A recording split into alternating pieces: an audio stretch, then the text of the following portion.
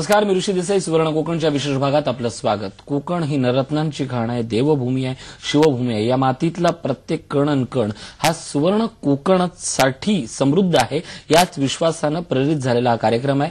सुवर्ण कोकणच्या वतीनं या सगळ्या कार्यक्रमात आपण अशा एका व्यक्तित्वाची भेट घेत असतो की जे व्यक्तित्व कोकणसाठी झटतंय. त्याच्या विचारातनं कोकणने खूप काही शिकण्यासारखं आहे आणि एवढं सगळं असूनही त्या माणसाचे पाय जमिनीवर आहेत आणि ते कोकणला खूप काही देण्याचा प्रयत्न करते. असंच एक नाव म्हणजे डी.के. सावंत.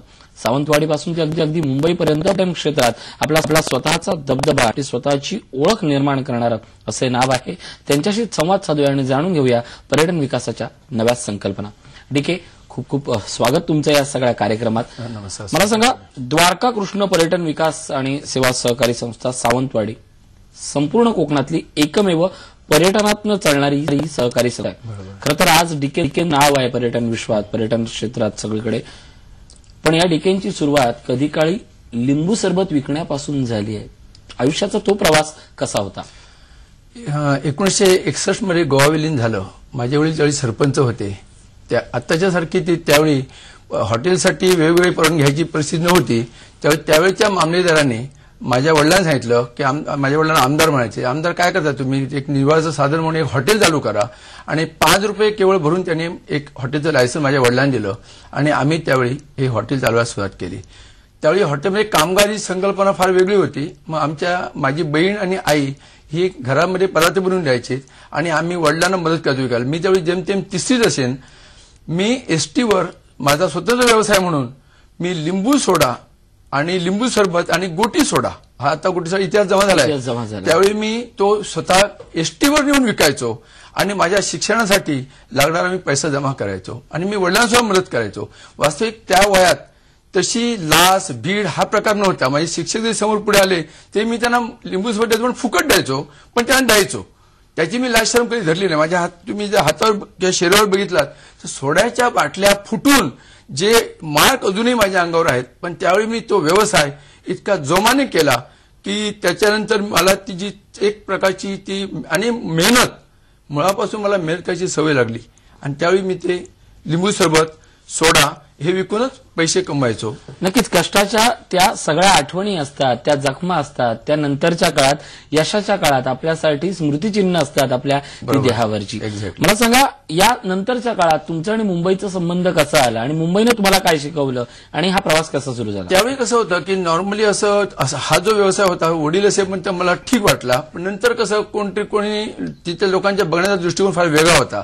मग ते काय लिंबू सरबत विकतो असं कोणतरी म्हणतील आणि नंतर मग मुंबईत लोक जातात. म्हणून आपण पण मुंबईत जाऊन आपलं एक नशीब आजमावं म्हणून मी मुंबईमध्ये त्यावेळी आलो. आणि मुंबईमध्ये ऋषी मी एक गोष्ट सांगतो की मी आलो, मला लगेच नोकऱ्या चांगल्या प्रकारच्या मिळत गेल्या. पण माझं शिक्षण फार खडतर झालं कारण मला मुंबईत कोणाची कधी मदत नव्हती. मी कुर्ला स्टेशनजवळ रेल्वे स्टेशनला 8 नंबर 9 नंबर प्लॅटफॉर्म, आता तो बंद झाला, त्या प्लॅटफॉर्मवर मी कुर्ला स्टेशनजवळ रेल्वे स्टेशनला 8 नंबर 9 नंबर प्लॅटफॉर्म, आता तो बंद झाला, त्या प्लॅटफॉर्मवरच्या लाईटमध्ये मी अभ्यास केला आणि माझं बीकॉम पूर्ण केलं. आणि हे करताना मला कधीही कशाचीही उणीव जाणू नये ह्याची मी स्वतःसाठीच पहिली काळजी घेतली. कारण माझ्यासाठी मी स्वतः, माझी आई मी होतो, वडील मी होतो आणि माझा कोणी इथे नव्हतं. मी केवळ मित्रांच्या मदतीने ह्या मुंबईमध्ये दिवस काढले, शिकलो आणि मी हळूहळू नोकरी स्वीकारली. कारण नोकरीशिवाय मला पर्याय नव्हता, कारण तिथे स्थैर्य होतं. आणि हे मी करता करता मला चांगली नोकरी मिळाली आणि स्टँडर्ड अल्कली ह्या कंपनीमध्ये मी नोकरीला रुजू झालो. हे सगळे झालं आर्थिक अर्थार्जन करण्याचा मार्ग, नोकरी करून मुंबईत एक नाव कमावण्याचा मार्ग. पण मनामध्ये ती प्रेरणा कधी निर्माण झाली की आपण पुन्हा एकदा कोकणकडे वळलं पाहिजे आणि कोकणातनं पर्यटनातनं विकास ही संकल्पना आपण रुजवली पाहिजे? पर्यटनामध्ये मुळापासून माझं पर्यटनाचं लक्ष असायचं. माझ्या गावाकडे लक्ष होतं. मी मुंबईमध्ये घर सुद्धा घेतलं नव्हतं. मी हल्ली 10 वर्षात माझ्या मिसेसच्या जीवावर घर घेतलं. मला घर सुद्धा घ्यायची इच्छा नव्हती मुंबईमध्ये, कारण माझं पूर्ण लक्ष कोकणात असायचं. मी तुम्हाला आश्चर्य वाटेल, 1970ला मी मुंबईत आलो, एससी झालो आणि त्यानंतर मी आता त्या काळात लोक 2 वर्षांनी एकदा कोकणात जायचे, तर मी मात्र 15 दिवसांनी कोकणात जाणारा माणूस होतो. मी एसटीच्या तांबड्या डब्यातून 15 दिवसांनी कोकणात जायचो, कारण मला ती फार वेगळीच ओढ होती. आणि त्या माध्यमातून मी तिथे काहीतरी करायचं ह्या याने प्रेरित होऊन पण मला नोकरी सोडत नव्हती, कारण ते स्थैर्य होतं त्या ठिकाणी.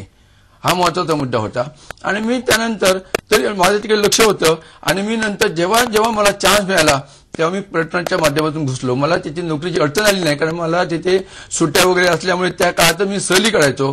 आणि ऋषी तुम्हाला एक गोष्ट होतो, मी कोकण पर्यटन जिल्हा झाल्यावर त्याचा 18 वर्ष झाली, पण मी कोकणात 25 वर्षापूर्वी नव्हे तर 77 सालामध्ये सहली नेलेल्या आहेत. 77 सालामध्ये 10 सहली नेलेल्या आहेत. इंडस्ट्रियल कामगारांच्या आम्ही सहली नेल्यात. आणि त्या ठिकाणी त्यांना सिंधुदुर्ग फिरून दाखवलेला आहे, त्याच्यावर गोवा फिरून दाखवलेला आहे. आणि मी हे नियमित त्या पर्यटनात मी घुसलो. मला फिरायची आवड होती आणि त्या माध्यमातून मी मग संपूर्ण भारत, नंतर बाहेर जपानपर्यंत मी टूर नेलेले आहेत. नक्कीच या टुरिझम व्यवसायाकडे येतोय. मला एक प्रश्न विचारायचा आहे, जे 1977 सालात तुम्ही करून दाखवलं, म्हणजे आता ते सगळे अजूनही बोलतात. माझा दावा आहे की अजूनही कोकणाची जी प्रसिद्धी आहे ती महाराष्ट्रात ज्या पद्धतीनं व्हायला पाहिजे होती, अवघ्या देशभर. कारण ज्या पद्धतीनं महाराष्ट्रात दक्षिण भारताचं, राजस्थानचं, दिल्ली किंवा नैनिताल, कुलू मनाली यासारख्या पर्यटन स्थळांचं जे प्रोजेक्शन होतं त्याच्या पावपट देखील प्रोजेक्शन हे कोकणचं झालेलं नाही. तुमच्या याबद्दल काय मत आहे? एक्झॅक्टली, अगदी खरंच सांगायचं म्हटल्यावरती आपल्या महाबळेश्वरच्या नंतर पुढे गोवा आणि ह्याच्यामध्ये कोकण आहे हे बऱ्याच जणांना माहित नाही. कारण मी जेव्हा पर्यटनाच्या माध्यमातून भारतभर फिरत असतो तेव्हा बरेच होतं, आपण सिंधुदुर्ग काय, सिंधुदुर्ग काय, नजदीक आहे असं हा प्रत्येक कोकणी माणसाला आलाय. त्यांनी म्हणजे महाबळेश्वरच्या नंतर गोव्यापर्यंत वाटेत कोकण आहे कोणाला माहित नाही. वास्तविक मला म्हणायचं आहे की जपानमध्ये एक मियाजमानाचं स्पॉट आहे. आपला सिंधुदुर्ग त्याच्या 100 पटीने, सिंधुदुर्ग किल्ला जो आहे हा 100 पटीने चांगला स्पॉट आहे. पण जपानच्या लोक ते जे काय तुम्ही जसं म्हणता टीव्हीवरती की चिंध्या लिहून सोनं विकत नाही, सोनं लिहून चिंध्या विकतात. अक्षरशः जपानने त्या मियाजमाचं सोनं केलंय आणि आम्ही मात्र सोन्यासारखं जो सिंधुदुर्ग किल्ला आहे. एक गोष्ट मात्र मान्य केली पाहिजे की तिथल्या सरकारचं, तिथल्या लोकांचं आणि तिथल्या पूर्ण समाज व्यवस्थाचं पर्यटनावर विश्वास आहे आणि तिथल्या मातीवर प्रेम आहे. मुद्दा हाच असतो की आपल्या मातीवर प्रेम असलं की ती आत्मीयता निर्माण होते. टुरिझम या विषयाकडे येऊया. तुम्ही 77 सालापासून या सहली निर्माण केला, मग पूर्ण वेळ डीके टुरिझम या गोष्टीकडे तुम्ही कसे काय प्रेरित झाला? जेव्हा सिंधुदुर्ग जिल्हा पर्यटन जिल्हा 1800 जाहीर झाला तेव्हा आम्ही ठरवलं की नाही, आता काहीतरी चान्स आहे आपल्याला आणि आपण आपल्या सारख्या तरुणांना एका ठिकाणी घेऊया आणि ह्या माध्यमातून प्रयत्न करूया. आणि त्या माध्यमातून मी सिंधुदुर्गच्याकडे जास्त लक्ष केंद्रित केलं आणि ही द्वारका कृष्ण पर्यटन विकास व सेवा सगळी संस्था अशा तऱ्हेची सहकारातून पर्यटन या माध्यमातून व्हावं म्हणून मी संस्था स्थापन केली. मित्रांनो, एक वेगळा विचार असतो आपलं गाव दाखवणं. खरं तर प्रत्येक कोकणी माणसाला मुंबईच्या मित्रपरिवारासह गावी जाऊन त्याला गावची श्रीमंती अनुभवता येणं हे प्रत्येकासाठी एक आत्मिक सुख असतं. हे सुख देताना मग पर्यटनाचा विचार आणि विकास रुजवणं, ते झाल्यानंतर कोकणातल्या सर्वसामान्य माणसाला जगाची पर्यटनात येणारी श्रीमंती म्हणजे नेमकं काय आहे हे त्याच्या आर्थिक बजेटमध्ये त्याला उमगून त्याला ते करण्यास प्रेरित करणं असं व्यक्तित्व आहे. या व्यक्तित्वाबद्दलचा प्रवास सुरूच राहणारा एक छोटासा ब्रेक घेतोय. पाहत राहा सुवर्ण कोकण, सामर्थ्य कोकणाचे.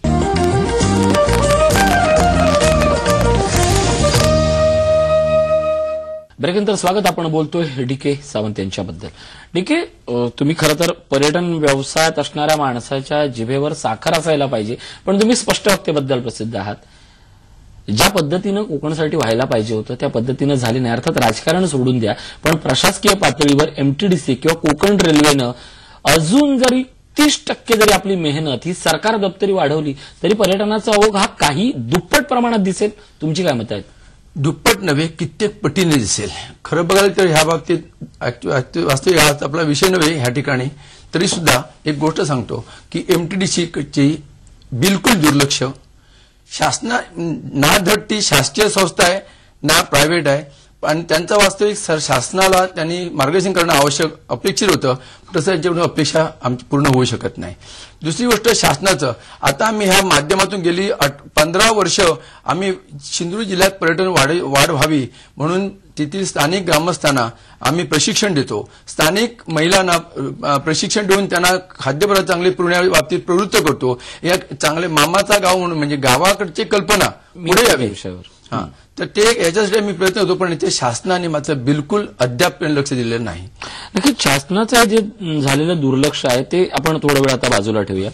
खरं तर प्रत्येक गाव हे जर डेव्हलप झालं तर प्रत्येक गाव हे पर्यटन स्थळ होईल. अशी गरज नाही की तुमच्या गावाला एखादा सुंदर धबधबा पाहिजे, समुद्र पाहिजे किंवा देवालय पाहिजे तरच तुमचा टुरिस्ट स्पॉट होईल.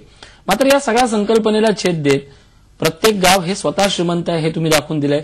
मामाचं गाव सारखी संकल्पना आज 10 ते 12 गावामध्ये यशस्वीरित्या तुम्ही साकारताय. हा नेमका प्रोजेक्ट काय? कसं आहे की आपल्याकडच्या पिढ्या, बऱ्याच पिढ्या मुंबईमध्ये स्थायिक झाल्या आणि आज 3-3 पूर्वीच्या माणसांना गावी आपलं घर, जागा ही पुरत नाही आणि त्यांना गावी जायचं असतं, त्यांना माहेर उपभोगायचं असतं.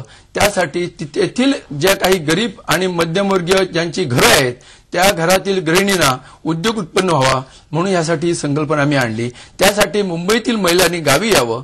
त्या गावात, त्या मामाचं गाव म्हणजे गावच इटसेल्फ, त्या गावात यायचं, गावातल्या देवळात जायचं, गावातल्या नदीत जायचं, गावातल्या बागात जायचं आणि त्या घरात राहून घरोब्याचं एक माहेरपणाचं सुख उपभोगायचं. आपल्या मुलांना तिथल्या ग्रामीण जीवनाची कल्पना द्यायची आणि ग्रामीण जे आपल्या मालवणी खाद्यपदार्थ आहेत ते पदार्थ, ज्या पदार्थाची बऱ्याच जणांना तोंडओळख नाहीये तर ती तोंडओळख करून ते पदार्थ आपण खाऊन तिथले परिपूर्ण संपूर्ण समृद्ध कोकणचा वारसा त्या ठिकाणी देण्याचा हा तुमचा प्रयत्न असतो.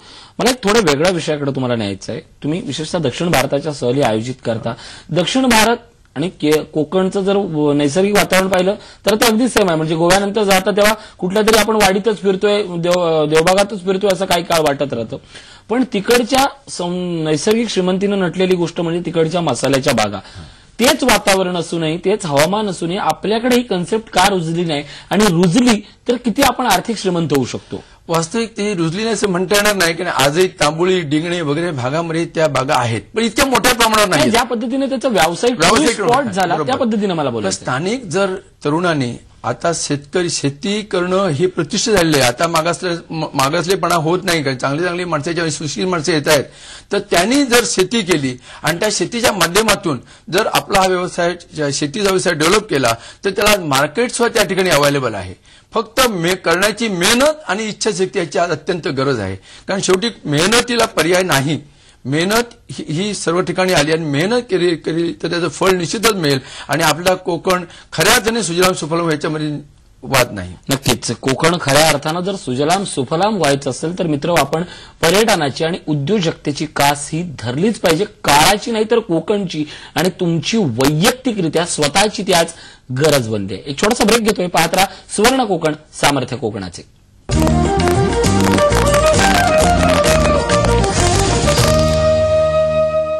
ब्रेकनंतर स्वागत. आपण पर्यटन या विषयासंदर्भात डी.के. सावंत यांच्याशी बोलतोय. मला सांगा, पर्यटनातनं व्यवसाय श्रीमंती म्हणजे स्वतःचं हॉटेल असणं, स्वतःची नौका असणं किंवा स्वतःचं एखादं वाहन असणं तरच आपण फक्त पर्यटनातनं श्रीमंती शोधू शकतो का? एवढेच मर्यादित जग आहे काय? नाही. पर्यटनामध्ये विविध व्यवसाय करू शकतो. ज्याच्यासाठी मोठं भांडवल पाहिजे अशातली गोष्ट नाही. गाईड आहे. आज तिथे ड्रायव्हरची आवश्यकता आहे. ड्रायव्हिंग करता येणार की गाईड असेल तर दिवसाला 500 रुपये त्याला पेमेंट करतो. कोणीतरी बाहेरगावच्या गाड्या घेऊन येतात त्यांना ड्रायव्हर देण्यासाठी, त्या ठिकाणी बऱ्याच तऱ्हेच्या आलेल्या लोकांना कपडे धुवून पाहिजे आहेत. मोठमोठ्या सेमिनारमध्ये सांगितलं जातं की एक पर्यटन व्यवसाय हा एक 20 माणसांना व्यवसाय देऊ शकतो, पर्यटन व्यवसाय म्हणतात. पण त्याहीपेक्षा मी जाऊन सांगेन की कोकणात ह्या बाबतीत बऱ्याच गोष्टी म्हणजे स्वतःची कार, टेम्पो ट्रॅव्हलर, स्वतःची नको दुसऱ्याच्या गाडीवर आपण काम करू शकतो. त्याचप्रमाणे गाईड हा म्हटल्याप्रमाणे हा फार मोठा व्यवसाय होऊ शकतो. केरळमध्ये आम्ही बघितलं की आपल्या भागाची माहिती देण्यासाठी केरळच्या BSc ऍग्रिकल्चर झालेल्या मुली एका तासाला 500 रुपये घेतात आणि आम्हाला आमचेच माड, आमचेच फणस, आमचीच मिरी, हे कसं झाड लावलं, कसं झालं ह्याचीच माहिती देतात आणि ते पैसे तेवढे बघून आश्चर्य वाटतं. ते व्यावसायिकपणा आपल्याकडे आला तर खऱ्या अर्थाने या छोट्या छोट्या गोष्टी आपण समजून घेतल्या पाहिजे. मला सांगा, ही जी तुमची पर्यटन संस्था आहे, ही पर्यटन संस्था म्हणजे केवळ ज्या टूरले सहभागी होतात त्यांचीच एखादी एकत्र संस्था आहे की कोकण विकासासाठी तुम्ही आणखीन काय करू शकता अशा सगळ्यांचं स्वागत करणारी संस्था आहे? कोकण विकासासाठी काम करणारी माणसं आहेत, विशेषतः महिला वर्ग, त्यांची संस्था आहे. आम्ही त्यांच्या माध्यमातून मुंबई, पुणे, सातारा, सांगली, संबंध महाराष्ट्रातून म्हणा किंवा बाहेर देशातून सुद्धा आमच्याकडे पर्यटक येतात. त्यांना घरगुती खाद्यपदार्थ देऊन, त्यांना तिथल्या स्थानिक वातावरणात फिरवून त्यांना बाग बगीचे शेती सगळ्याच्या विकल्प तिथले कलाकारांची मदत घेऊन त्यांना आम्ही स्थानिक सुद्धा सणासुदीसाठी सुद्धा सण कसे साजरे केले जातात ग्रामीण ह्याचं आम्ही त्यांना दर्शन घडवतो. ठीक आहे. आज जर नीट कोकणचं पर्यटन पाहिलं तर एक गोष्ट जाणवते, आता पर्यटन किंवा या उद्योगाच्या संधी या केवळ कागदावर बोलून नाही तर बोलून आणि प्रत्यक्ष दाखवण्याची गरज आहे. सुवर्ण कोकणच्या निमित्तानं मित्रहो एक गोष्ट आहे की 15 ऑगस्टला एक कार्यशाळा होती. आता थेट ती सिंधुदुर्गात पहिली त्याची होणार आहे यशवंतच्या अमाप प्रतिसादानंतर. आणि या ठिकाणी उद्योजकांना नेमकी छोटी छोटी भागातली आर्थिक संधी कशी लपली गेली आहे, ज्या पद्धतीने आता डीके म्हणाले की मसाल्याच्या बागा दाखवणे हा आर्थिक स्रोत मार्ग आहे, आपलं पर्यटन स्थळ दाखवणं हा स्रोत मार्ग आहे, असे आणखीन कोणते पर्याय आहेत हे सगळे उलगडले जाणार आहेत.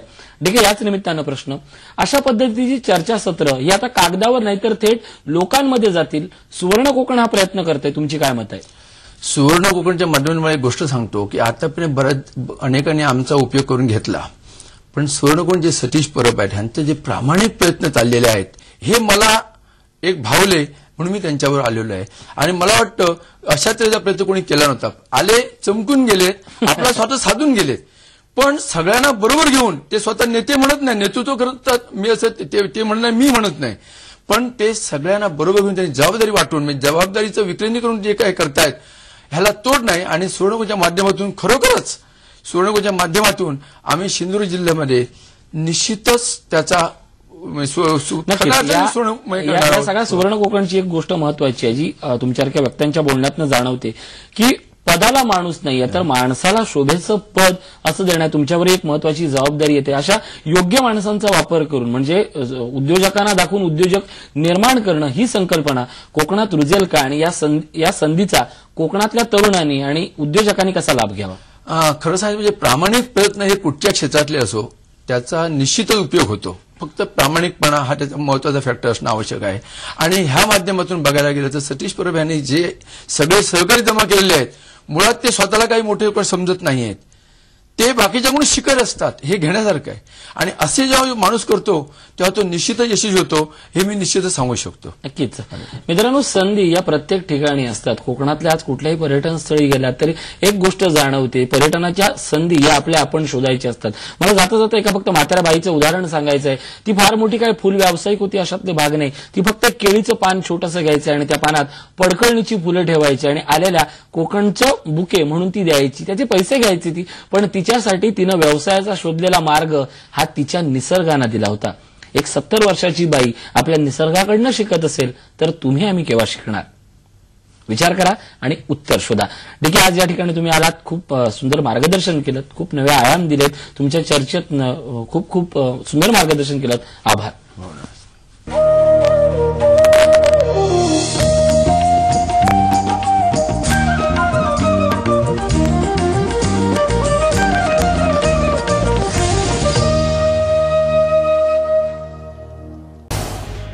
झी 24 तास रहा एक पाऊल पुढे.